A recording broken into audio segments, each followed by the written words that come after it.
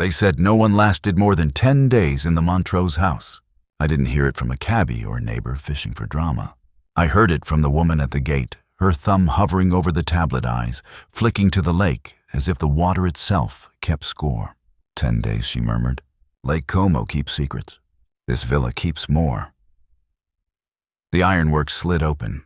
The car crawled up a drive that curled like a ribbon through cypress and stone terraces, stepping down the hillside toward blue. The house revealed itself in layers, honey-colored walls, bright shutters, a balcony that felt like it was watching me back.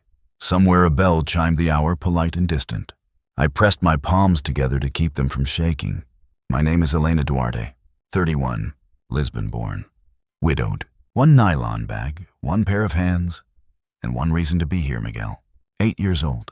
A heart that has always worked too hard. A bill with more zeros than the number of times I've said, I'm fine when I wasn't. A man in a cap opened my door. Signora, he said with a nod. Giovanni, driver. He lifted my bag as if it mattered. That alone almost undid me. Thank you, I said. Mrs.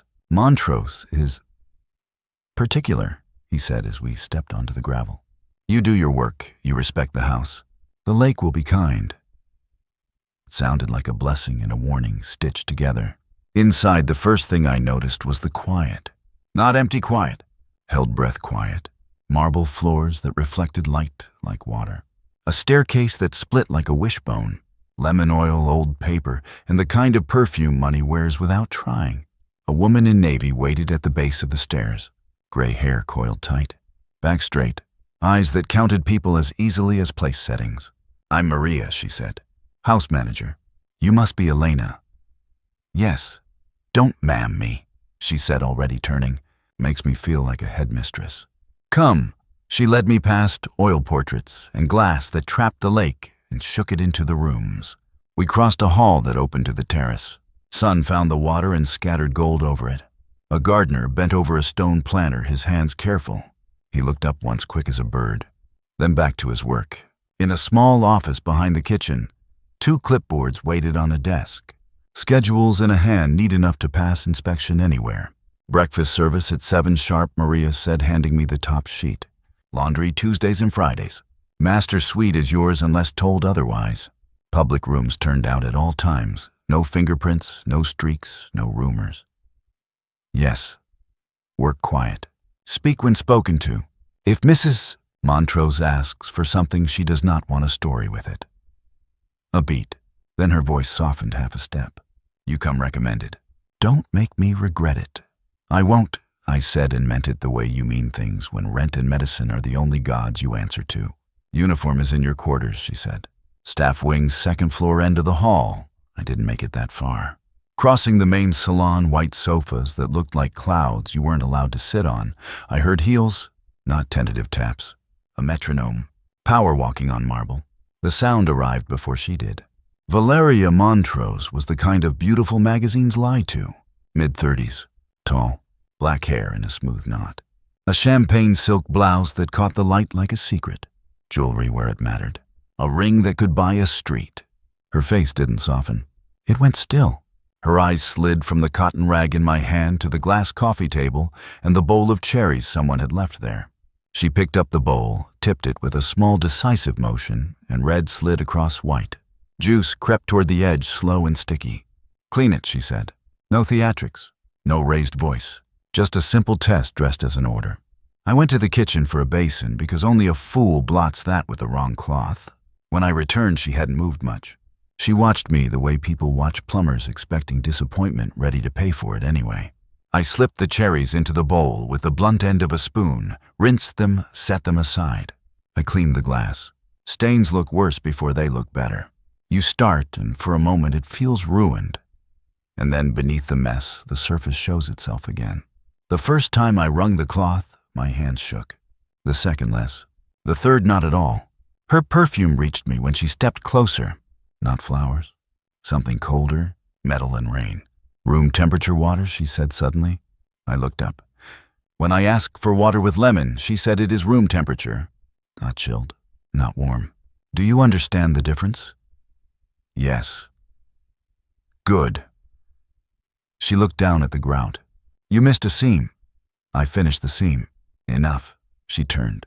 Maria, see that Elena gets her uniform. Elena, you'll service the master suite at 4. Mr. Montrose rests at 3.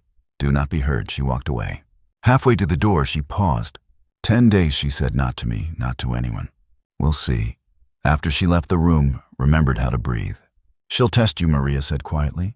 Don't fail your own test. I won't, I said. My voice was steady. My heart wasn't. My quarters were small. But the window gave me a square of lake, and that felt like a gift. On the bed, gray cotton and apron flat shoes that had walked thousands of steps. I changed, pinned my name to my pocket, looked in the mirror, a woman who wanted to be invisible, and knew it wasn't always possible. I texted the nurse arrived. She sent a photo.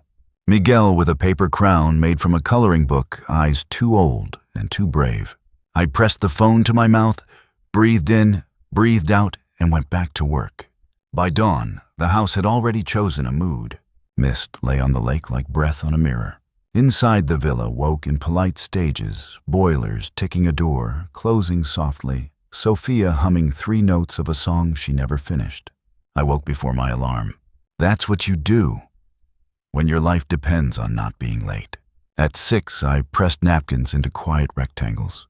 At 6:30, I polished silver domes that make even eggs look like ceremony.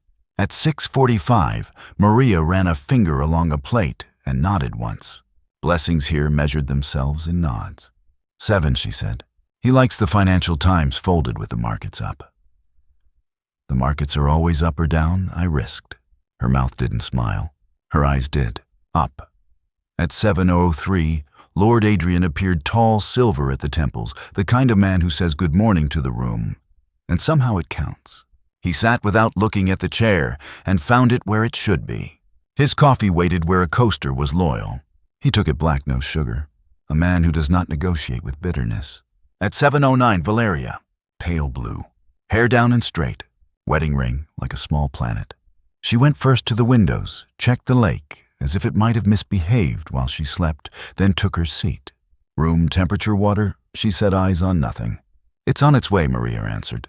I had already set it down the lemon slice, floating like a coin. Breakfast in this house was choreography. Forks didn't clink. Pages turned. Valeria spoke to the air. Is Ferenzi coming at noon? Tell Luca the hydrangeas want less sun. The tablecloth has a crease. Maria answered the first 2. I erased the third with a hand and a breath. When they finished, I cleared. Valeria's plate looked barely touched. Her cup was empty. She passed me on the way to the door, perfume cool. Today, she said softly, almost to herself, we try again. What are we trying? I asked in the kitchen. Being impossible, Sophia said, scraping eggs into a bowl for staff. Don't worry, she has a degree. Maria slid a schedule across the counter. Master suite at 10, conservatory at 11, library at noon, dust jackets only. Do not take books off the shelves. Laundry at 2, salon at 4. Understood. And Elena, she added, eat. I ate standing at the counter because sitting felt like a permission slip I hadn't earned. The eggs were perfect. The toast buttered to the edges like a secret act of kindness. Luca filled the doorway, a coil of hose over one shoulder, sun on his forearms. Buongiorno, he said shyly. At 10, the master suite. Distilled water, a cloth that only knew mirrors. The dog watched me with one eye and decided I was boring. Shoes arranged by height, not price. A robe hanging like a straight line. A bed that looked like a promise. I wiped the mirror with slow, even passes until my face returned in pieces, then whole. You learn to disappear in reflections in houses like this. At 11, the conservatory was green and wet. Valeria liked the tiles mopped in long strokes, no cross-hatching. It looks like a grocery store, she'd said when someone forgot. I made lines you couldn't see and circles you could feel only if you cared too much, which I did. At noon, the library. I fell in love despite myself, shelves to the ceiling, ladders, leather and linen spines. Dust jackets only, I obeyed. A slim volume leaned forward like a drunk. I set it straight with 2 fingers and felt watched by the dead. At 1, Lisbon lit my screen. Hola, Don Elena, the nurse said kindly. Miguel did well with breakfast. We're adjusting his medication. He asked if the lake is bigger than the ocean. It looks that way from here, I said. Tell him the lake is a mirror and the ocean is a mouth. He wants a picture. I'll try. At 3 quiet hour, the house drew its curtains the way people draw breath. I could almost feel my shoulders drop before a shadow fell across the doorway. Follow me, Valeria said. She led me to the guest suite at the end of the hall. A bed stood stripped. A steam iron waited.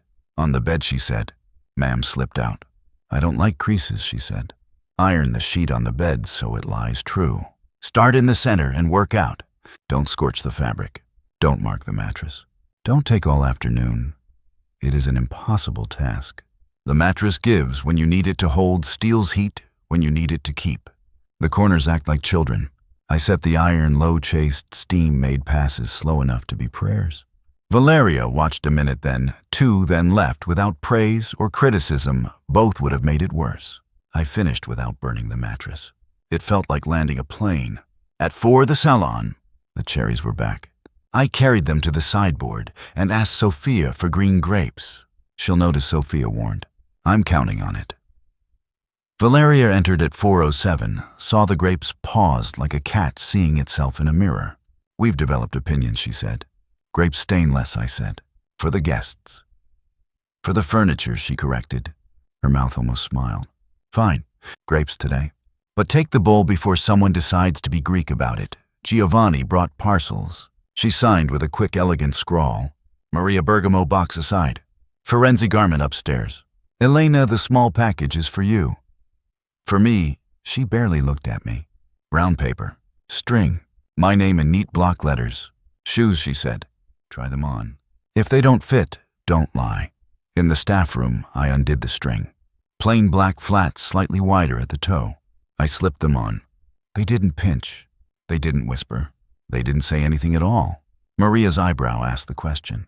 They fit, I said. Good, she said, as if the universe had made one sensible choice. That night, a storm came in, polished and patient. The terrace glittered and then slicked. Guests arrived with coats that cost more than my rent used to. Valeria, turned into a hostess, magazines would bankrupt themselves to capture smiling with exactly the right teeth, laughing the precise number of times that said, "We are among friends." On my 3rd pass with a tray of olives, I heard it. Is that the new girl? A British voice asked, thin with money. Valeria, darling, where do you find them? Lisbon, Valeria said without turning. Apparently they grow on trees there. The women laughed. It slid off me like rain off stone. You don't survive hospitals and invoices by breaking at a joke. I trimmed a candle's wick. The flame stood straight. Something inside me did too. When the last glass was cleared and the storm finally landed, the house softened. Maria dismissed the younger footmen. Giovanni stacked umbrellas in the mudroom like soldiers. Luca covered the roses. I found Valeria by the window, one hand on the frame, watching the lake receive the sky. You didn't drop anything, she said. No. You didn't speak when you weren't spoken to. No. You changed the grapes. Yes. They stained less. A long quiet. Tomorrow at 11, the Milan luncheon. You will not attend. You will prepare. The schedule is on Maria's desk. Wear the shoes? Okay. She lifted a glass, realized it was empty, and set it down. 10 days, she said again, but this time it sounded less like a curse and more like a clock someone else had set. The storm broke branches and plans. The next morning, the light shook itself off and pretended nothing had happened. I didn't pretend. My hands had new scratches from hauling patio covers, and my back had voiced an opinion about ironed beds. At 10, I was in the conservatory, when a sound threaded the house. Not heels, not voices. A low, anxious whine. The dog. I found him cornered by a fallen trellis on the side path, one paw twisted under. Rain had pulled stones loose. Vines had collapsed like rivers. Hey, little prince, I said softly, crouching. It's okay. It's just a bad day wearing a loud coat. He bared his teeth terror, not malice. I spoke quietly and eased the wood off him inch by inch. He jerked when the trellis lifted, yelped, and then collapsed against my arm. I checked the paw. Not broken. Tender. I scooped him up. Luca, I called. He came running, eyes wide, mud on his boots. Dio mio. Get the kitchen door, I said. Sophia will have warm towels. Valeria met us in the hallway, hair unpinned, face bare. Human. For half a breath, she looked younger and lost. What happened, Trellis? I said. He panicked. It's just a sprain. She exhaled like someone who'd been underwater. Thank you, she said. Not just to me, but in front of people. Sophia wrapped the dog in a towel and scolded the air in Italian. Maria pressed a cool hand to my arm and said, You're bleeding, like she was asking whether I preferred tea or coffee. I looked down. A thin line along my forearm. I hadn't felt it through the adrenaline. Valeria's eyes tracked the cut. Giovanni, she said. First aid. Already on it, he answered, appearing with a kit. Valeria looked at me the way someone looks at a painting hung in a new light. You may take 15 minutes, she said. Then, quieter. Please. The dog slept in a small loaf on a folded blanket for the rest of the day and did not bark when I vacuumed. Something shifted after that. Not a parade, a notch. A small turn in a gear you only notice when the clock keeps better time. 2 days later, Maria placed a thick envelope on the staff office desk. This came by courier. It had my name. Inside, an invitation on heavy cardstock. Valeria Montrose requests the pleasure. A charity luncheon in Milan.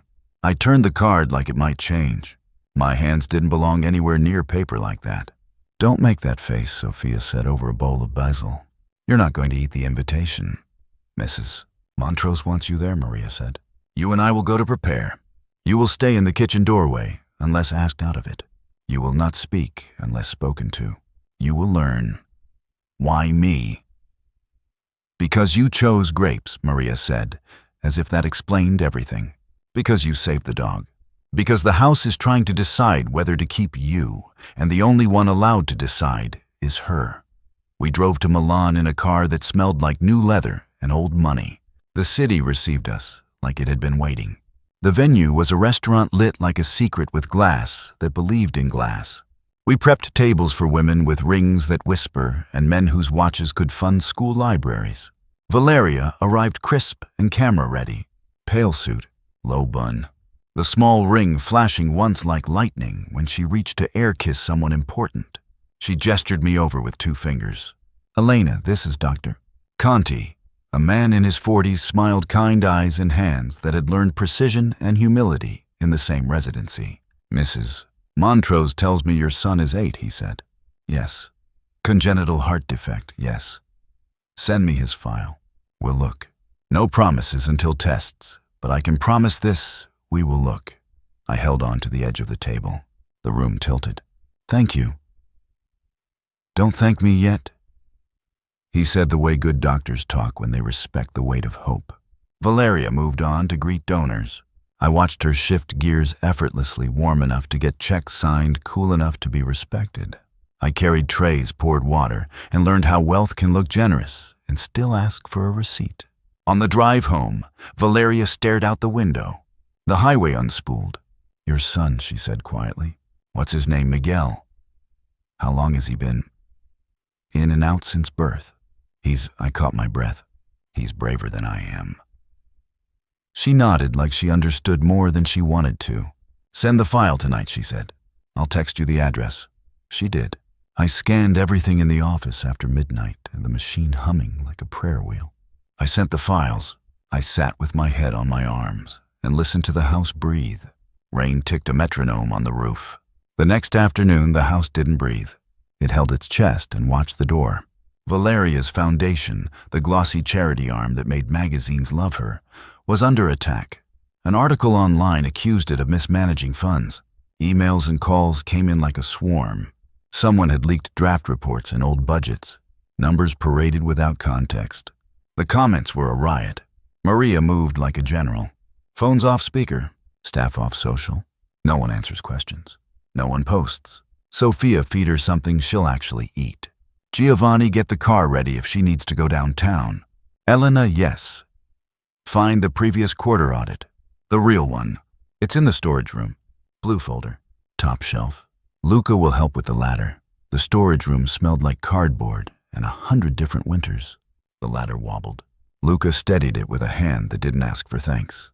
Up, he said. Up, I agreed. The folder was where Maria said. I climbed down with dust on my palms and a file that felt heavy in a way paper only feels when it can save someone. I carried it to Valeria's study where she sat with her laptop glaring at the world. "Here," I said. She opened it, read, exhaled, then inhaled like a new person. These pages weren't in the leak. "Then show them the pages that were missing." She looked at me for a long second. "Maria," she called. "Press. Now." They crafted a statement. Numbers, names, context, names of the independent auditor and the law firm attached. They posted. They called. They sent copies to every outlet that had run the rumor. It didn't fix everything, but it put weight on the other side of the scale. In 2 hours, the worst of the fire calmed down, not out, contained, when it was quiet enough to hear footsteps again. Valeria stood hands on the back of the chair. "Thank you," she said to the room, and then to me, "You." "I only found a folder." "Only," she said softly, and somehow made the word mean the opposite. She looked older and younger at once. "I learned something too early," she added, "that if you control everything, nothing can hurt you." "Turns out that's just a different kind of hurt," I didn't answer. "Some sentences don't need company." That evening, while the kitchen traded gossip for recipes, my phone lit with a Milan number. "Elena Duarte," a woman asked. "This is Dr. Conti's office. We've reviewed Miguel's file. We believe he's a candidate for a procedure next month. The foundation will cover costs if you consent." My legs went out from under me. I sat on the step and gripped the banister. The wood was smooth and strong. "Yes," I said. "Yes." "Someone will contact you with dates," she said. "We'll need updated scans. Mrs. Montrose will arrange transport." I didn't remember crying. I remembered Sophia wiping my face with a clean towel as if I were a child who'd fallen, and the ground had been unkind. I remembered Maria putting a glass of water in my hand and tipping my chin up the way mothers do when they want to see your eyes. I remembered Luca standing in the doorway twisting his cap. Valeria appeared in the hall like a note added to a chord. "Well," she asked. "They're taking the case," I said, voice breaking on the word taking. Something in her face released. Not a smile. Something deeper. "Good," she said simply. "We'll do the scans tomorrow." "Thank you," I said, and meant it the way you mean it when someone moves a wall. "Don't thank me," she said. "Help me." She handed me a laptop. "Write what we did today," she said. "Bullet points, not for the press, for the team. We need a record, a spine." We worked until midnight. She dictated. I typed. Maria kept us in tea and common sense. When we finished, Valeria looked at me like a person who had found a tool she didn't know she needed. "Why did you leave the handkerchief?" she asked suddenly. "What handkerchief in the mirror room?" she said. 3 days ago, after the call. You left a handkerchief in a line. Maybe tomorrow is kinder." "It was the only thing I had," I said. It was the first thing I believed in. That day she answered. The admission hung between us like a small bridge. 2 weeks carry a house a long way when the wind changes. Miguel's scans were booked. The car smelled like medical plastic and leather. Valeria rode with me in silence to the hospital. She didn't look at her phone. She looked out the window like the world might behave better if she witnessed it directly. Miguel was smaller than Valeria expected. I saw it in her face when she stepped into the ward and saw him with a book and serious eyes. He blinked at her ring, and then at her shoes, and then at her eyes, and decided she was a grown-up he didn't need to make room for.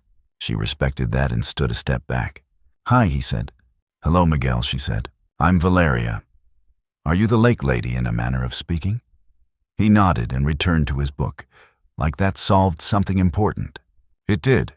Tests happened the way they do slow, clinical, full of words that only learn their meaning inside your ribcage. Dr.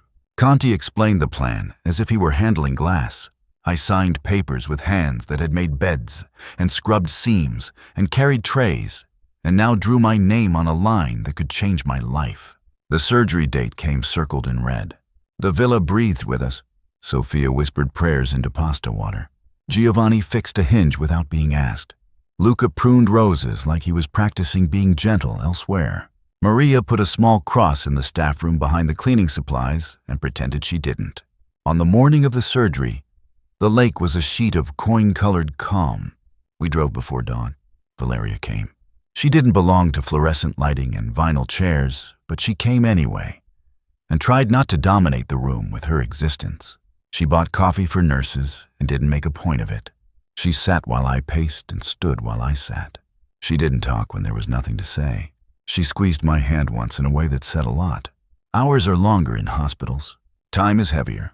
When Dr. Conti finally walked out, with that face serious relief written under it in a hand only parents can read, I forgot how to hold my body together. He talked about success and recovery and next steps. I heard he did well and we got what we needed, and then everything blurred. When they wheeled Miguel into recovery, small and pale and breathing evenly, I touched his hair and counted the seconds between breaths because I needed something to count. Valeria stood on the far side of the bed, the way you stand near something holy if you've never been to that church before. Back at the villa days later, when Miguel could smile without effort, the house met him like a child it hadn't known it missed. Lucas strung paper lanterns under the pergola. Sophia made panna cotta that actually jiggled. Giovanni put a ribbon on the gate because it amused him.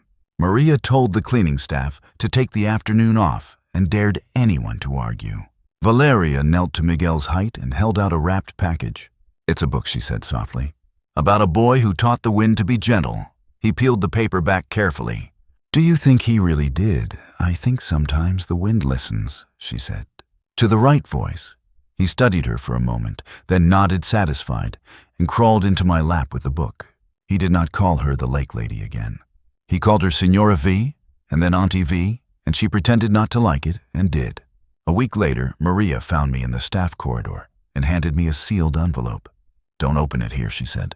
I took it to the courtyard under the fig tree and sat on the low wall. The letter inside had the Montrose crest embossed at the top. It was short. "Effective immediately, you are appointed head of household operations, Villa Montrose. Increased salary, separate quarters, health support for Miguel. Authority to set schedules and standards, coordinate with vendors, liaise with the foundation. You answer to Maria and to me, V. Montrose." There was a second sheet handwritten in a script that looked like someone had thought about every loop. Not a contract, not an order. A note. "You didn't just clean rooms. You changed the air. Thank you for staying when I gave you every reason to leave. V." I looked up and found her standing in the shade hands in the pockets of a simple dress. No silk, no diamonds. A human woman in a quiet courtyard. "Why me?" I asked, because the question had been building a home in my chest. "Because you ironed a bed you had no business ironing," she said. "Because you chose grapes. Because you saved my dog and my day and maybe my reputation. Because you told me that the lake is a mirror and the ocean is a mouth, and then you showed me which one I'd been shouting into. Because you stayed." I nodded. I didn't trust my voice. Also, she added a smile, almost audible. "Because Maria told me if I didn't keep you, she'd quit. And that terrified me more than a scandal." "Smart woman," I said. "The smartest." We stood there a long moment with the sound of a fountain pretending to be a river. "Valeria," I said finally. "Elena." "I left a handkerchief," I said. "But if you ever need more than that, if the wind gets loud again, knock on my door." She looked at me like someone who'd found a mirror that didn't lie. "I will." Summer holds the lake like a warm bowl. Autumn turns the hills into postcards. Winter clears the air until the mountains feel close enough to touch. Spring is a rumor that keeps coming true.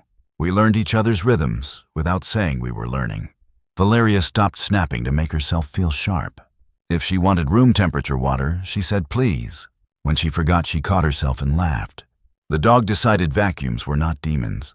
Giovanni taught Miguel how to skip stones.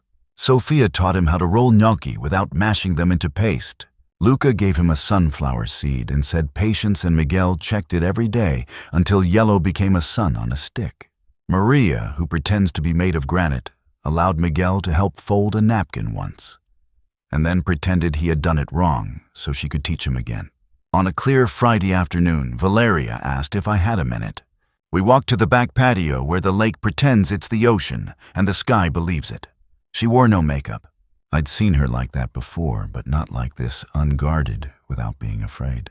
I was 13 when I learned to pour tea for people who would never know my last name. She said eyes on the water. A house in England. I was the ghost who cleaned. The wife hated the sound of my shoes.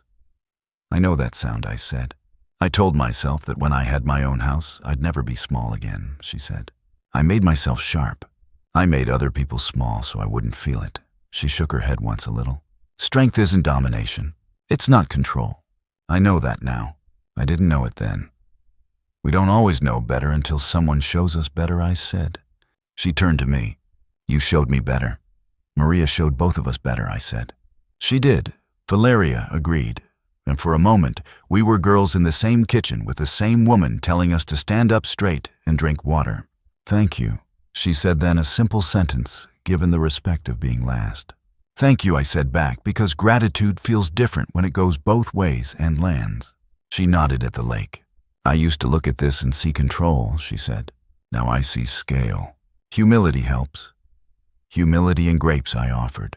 She laughed, real and unguarded, and the sound startled a bird from the hedge.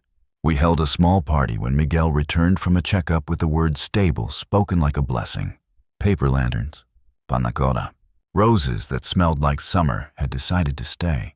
The staff gathered under the pergola. Lord Adrian even came down, shook Miguel's hand like he was a small man with a serious job, and told him about boats. Valeria stood beside me and did not need to be the center of the room to be in it fully. She tapped a glass lightly with a spoon. People turned. I won't make a speech, she said, and then made a small one anyway. Only this houses remember. They remember fear and laughter and the way we use our words. This one used to echo with the wrong things. She glanced at me. Thank you for changing the air. Everyone clapped. It wasn't loud. It was honest. After, when the lanterns were small moons and the lake had turned to ink, I sat with Miguel on the stone steps, his head warm against my arm. He fell asleep fast, the way children do when they feel safe. I watched the reflections on the water wobble and stitch themselves straight. Valeria joined me and lowered herself carefully to the steps, as if they might object. Do you miss Lisbon, she asked. Every day, I said. And not at all. It depends which day you ask. She nodded. I miss versions of myself, she said. On good days, I'm glad she's gone. On bad days, I don't know who I am without her. You're the woman who says please now, I said gently.